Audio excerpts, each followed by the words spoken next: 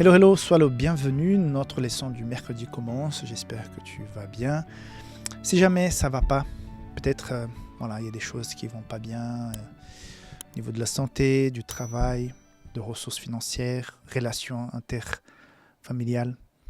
Parfois, il y a des moments plus compliqués que d'autres. Et je voudrais te souhaiter dans ce jour, si jamais les choses vont pas vraiment très fort, que tu puisses t'accrocher, ne pas douter de la présence, du pouvoir de Dieu. Il est là pour nous, il est là pour nous guérir, nous aider, nous bénir. Parfois, ça vient automatiquement, parfois, ça vient lentement.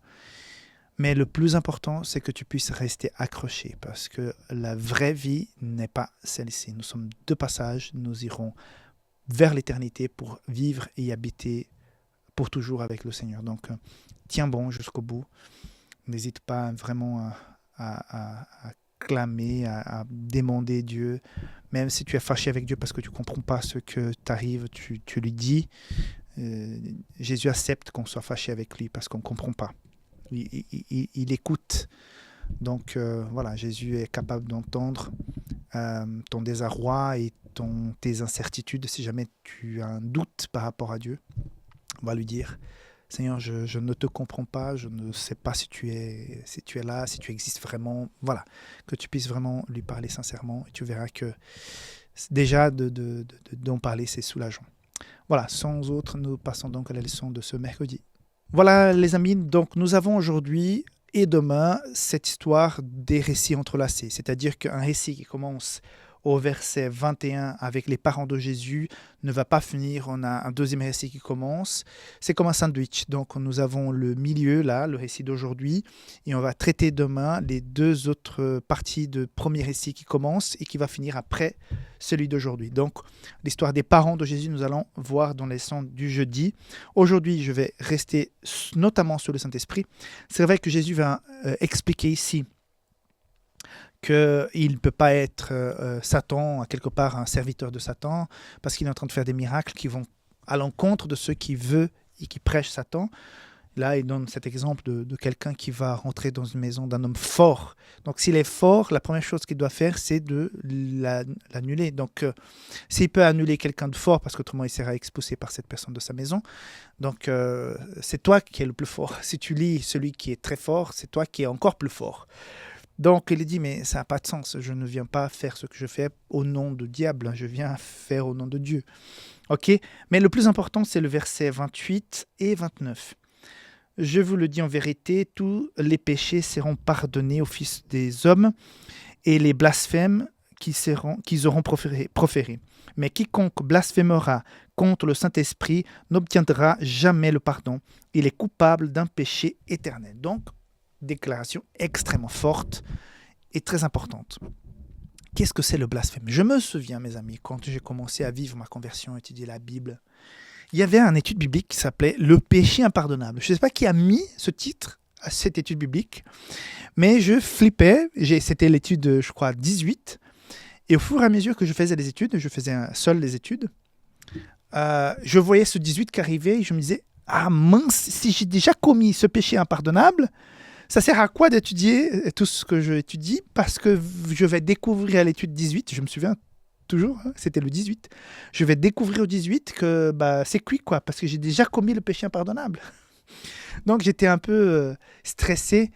Et je me souviens, j'étais à l'université, il y avait une salle d'études, et là je dis, mais non, aujourd'hui je vais étudier l'étude 18.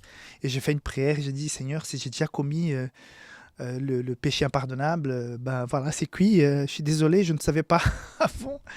Donc j'étais jeune, j'étais dans ma sincérité, et j'étais vraiment soulagé quand j'ai fini cette étude et j'ai compris qu'est-ce que c'était ce péché contre le Saint-Esprit. Et la leçon, elle le dit à la fin. Pourquoi la crainte d'avoir commis le péché impardonnable révèle-t-elle que vous n'avez pas commis le péché impardonnable ? C'est-à-dire que si tu as la crainte d'avoir commis ce péché, c'est que tu as la crainte de Dieu. Et quand on a la crainte de Dieu, on n'a pas commis le péché impardonnable.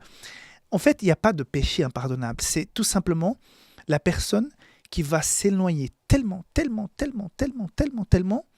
que quand le Saint-Esprit va essayer de la rattraper, de lui faire venir, parce que Dieu va toujours essayer de faire cet appel, c'est que la personne est tellement loin qu'elle n'entendra plus la voix qui l'appelle. C'est pas que la personne a fait une action qui est impardonnable, c'est une façon de dire, hein, mais c'est que elle est tellement rentrée dans les mailles de sa relation avec Satan que voilà, elle ne peut plus être touchée par le Saint-Esprit.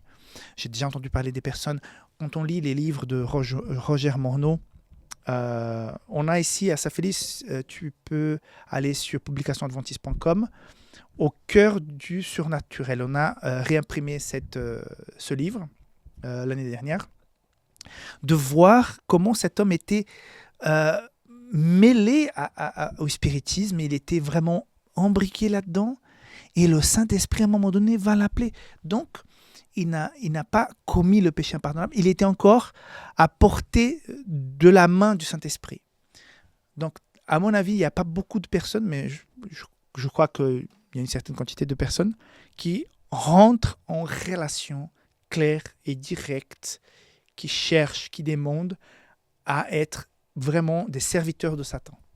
Et à un moment donné, ces personnes n'entendent plus la voix du Saint-Esprit.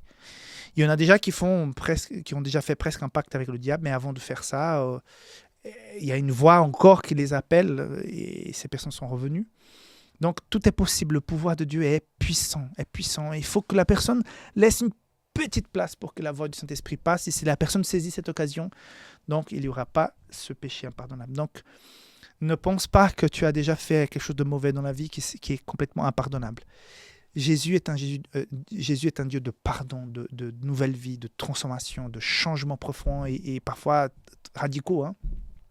Donc, mais sois sincère, confesse tes péchés, rapproche-toi de Dieu, fais de ton mieux pour être le plus sincère possible. Seigneur, voilà, j'ai fait cette bêtise-là. Peut-être tu as fait des choses, mais vraiment très, très, très graves. Tu as même peut-être ôté la vie à quelqu'un, j'en sais rien. Mais demande pardon et tu vas ressentir une paix que personne ne peut t'offrir. Même pas quelqu'un de la famille qui aura été victime de la perte de cette personne chère pourra te donner le pardon que Jésus peut te donner. Si tu cherches sur Internet, tu vas voir aussi un témoignage de pasteur Marc Finet quand il va au Rwanda, quand il rencontre une dame, et cette dame hébergeait chez elle quelqu'un qui avait tué un être cher de sa famille.